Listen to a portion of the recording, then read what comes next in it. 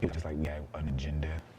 People have an agenda in here, like the outside. They want certain people to be out of here.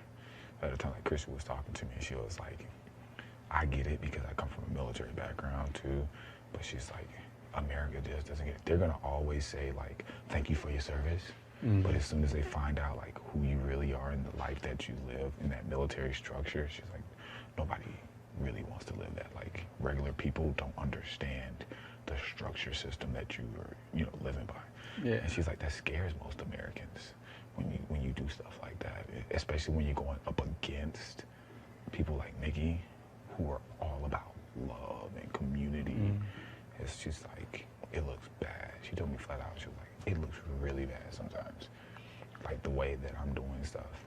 And then like, she said they do like features of Nikki talking to Amanda or Nikki talking to Cal and telling them like how I just don't love anybody and how, I don't understand community and feeding everybody and how they're starving.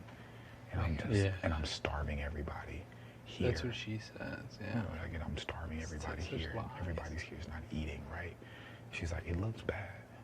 But she was like, I understand where you're coming from and what you're doing. She was just like, switch it up next week when you're in government, when you do your food thing, and just do the best that you can do and let it weed itself out.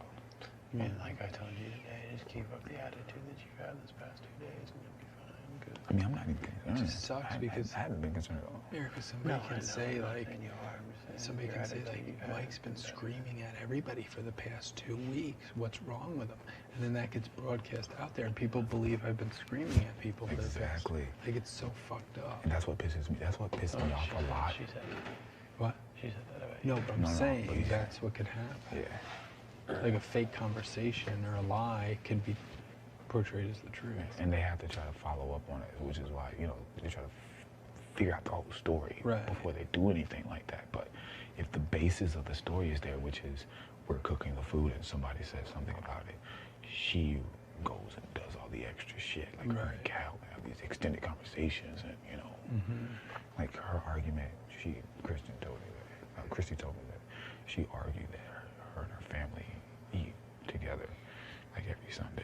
And there's always like 20-something people cooking and everybody eats.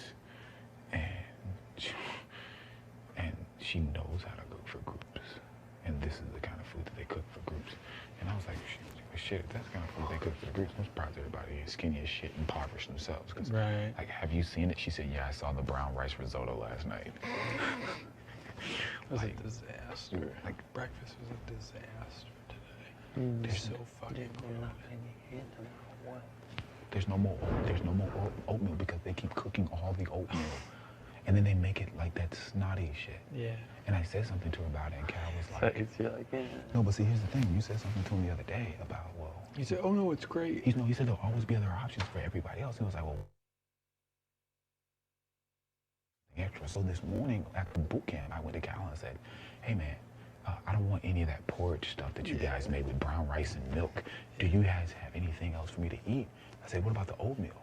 He said, oh, there's some in there. I said, no, I don't like it the way you guys cook it, like, because it has no texture to it. It tastes like gummy mush. I want something like oatmeal. And he was like, oh, well, they sent us these little small ones. They didn't send us the big ones, so there's no more oatmeal left. We cooked it all at one time. I'm like, well, shit, me and you made the 3 small ones stretch all the way through the fucking week, like 4 or 5 days, because we didn't cook it. We allowed people to have it themselves, There's never and there's so much left over every single time, and they throw it away. Their waste right now is ridiculous. They burned one pot of it, and then they saved the other one, and nobody ate it.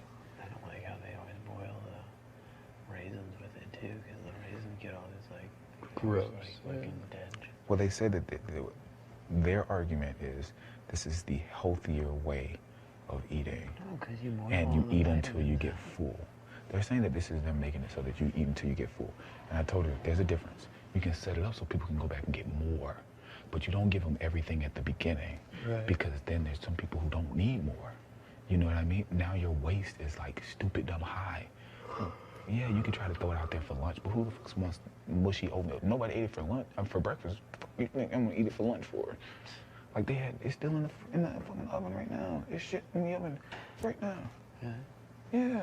What about leather pants?